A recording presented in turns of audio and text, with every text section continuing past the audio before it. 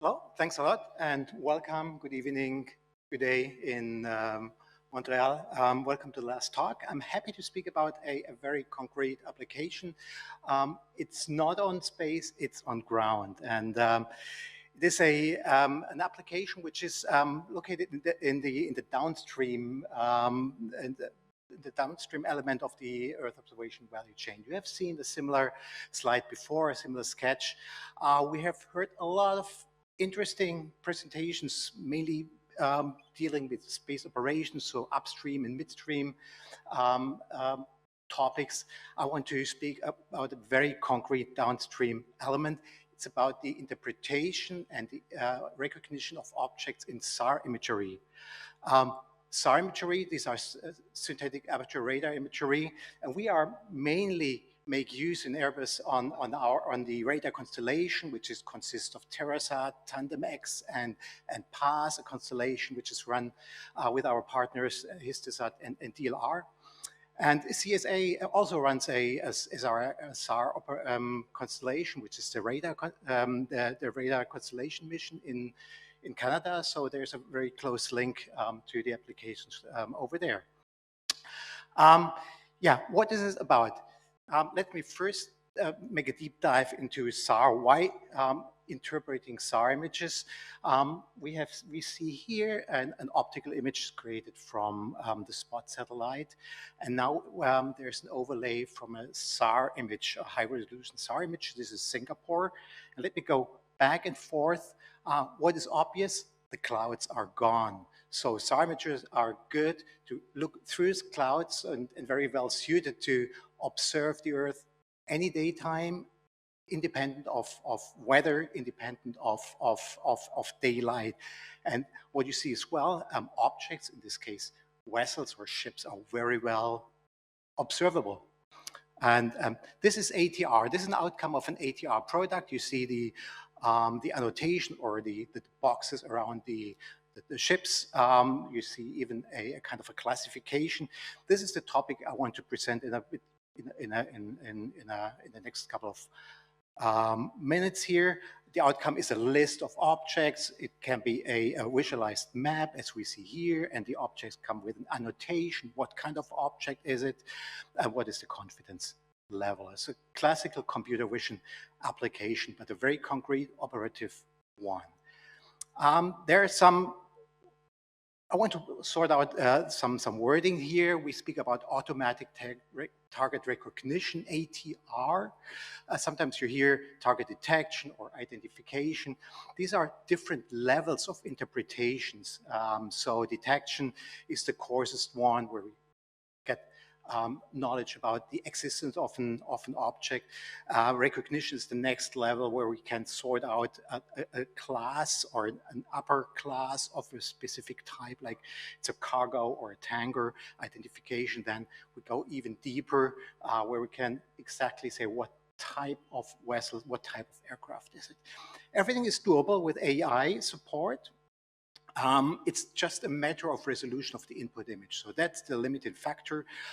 Whatever the input is of that exercise, the input image determines on what can be the output here. But we can, with AI support, we can go down to the identification level if the resolution is high enough. There's a headline, quite an old headline, where Microsoft is cheering that deep learning brought a big success for a specific task, was better than a human operator. What we see when we deal with our clients and their demands, it's not necessarily the point. The point is if AI supported software can actually help their operational needs. This is the question. And at the end, the question is whether AI can provide some benefit over the whole value chain here. Input in an image in, AI does an analysis, creates some analytics, and this analytics is then brought to the operator. If we can answer here, yes, there is a benefit if I introduce AI instead of human resources here, or in addition to human resources, then there is a benefit. And we think, and I we'll show it later to you. We can answer with a yes here. There is an operational benefit today already on an operational level, workload reduction, the coping with big data is much easier. A major topic is the mitigation of the shortcoming of expertise, so know how to interpret. This is very scarce, and AI is a major support. This is the landscape we are looking at. You can read that as a workflow from image generation, pre-processing, training data generation, the training, cycling, and at the end, making use of a trained model and apply to input imagery. It's our ambition to master the end-to-end chain here, the whole thing. It's not about deploying just the software, which we call the toolbox in the Imint app. It's easy to deploy that at the client and to train him just to use it. The most challenging part is to master the whole chain, to really bring value.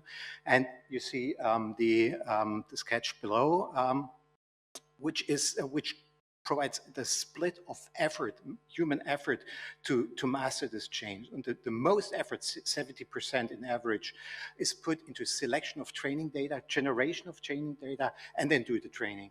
So it's more the pre-processing, the generation of training data, which needs the most effort. And for that, our approach is to make use of synthetic data, so simulated SAR imagery. So we have access as Airbus, we have access to a huge archive and data source. But still, it is challenging to generate enough and robust and representative training data. We have heard this before, deep learning needs a lot of data. That's the driver. So what we do is actually to, use real training data we generate, but we augment this with synthetic data. Of course, the data we have in the archive is always limited to specific looking angles or specific scenarios, specific surroundings. And we can augment this and enhance this by using synthetic data where we can orient an object of interest like this aircraft in any direction and put some background on it and so on. And in total, this works very well. So with this kind of augmentation, we can overcome some shortcomings in the availability and the access to training data. Example on the bottom, we have a landing strip in Russia here.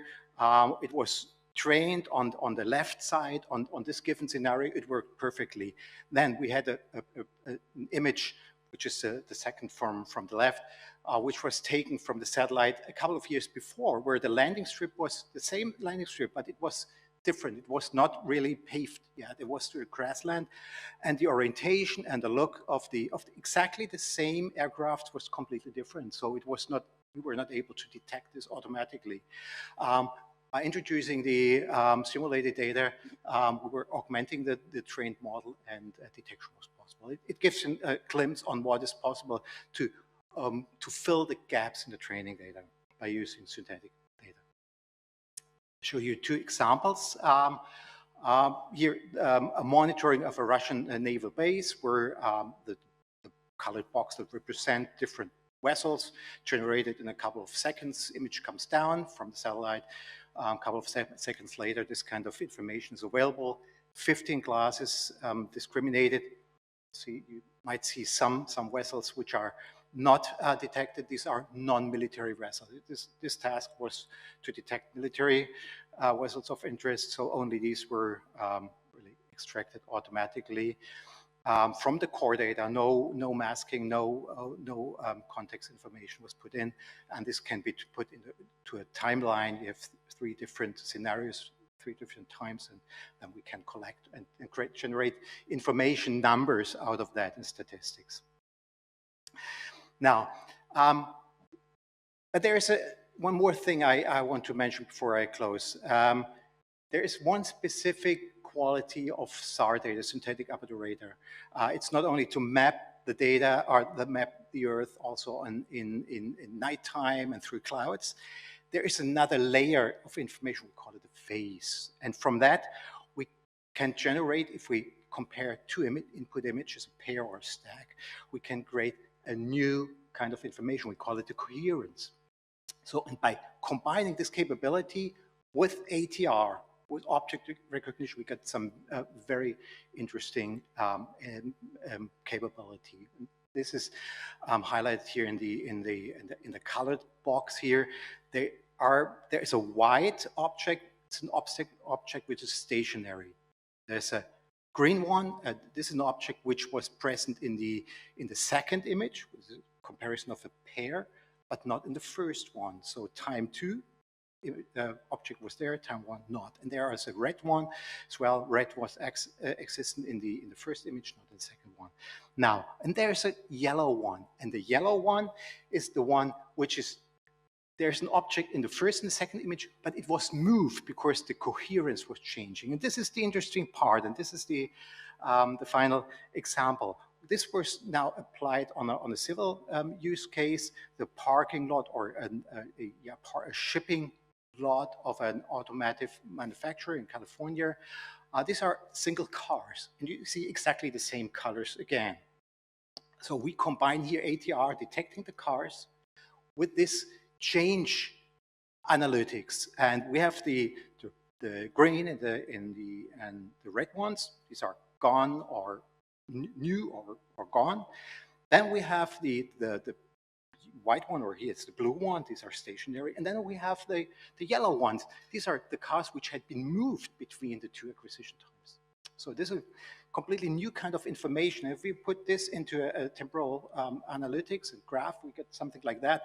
And we see the correlation in this example with the lockdown activities during COVID, for example. And this is just an example providing a forecast of what is possible to generate information on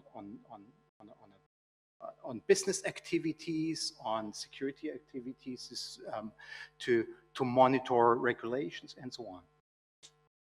Now, as a summary and outlook, yes, I want to say yes, SAR-ATR provides operational benefits for satellite image interpretation purposes today. We, as Airbus, we offer ATR capability to leverage our Earth observation data. Detection rates are very often on the level of human interpretation, above 90% and more. Synthetic training data augments and supports the generation of robust models. And the uniqueness of SAR data provides capability to not only to detect, but also to monitor activities on ground. So, thanks a lot. Thank you, Oliver.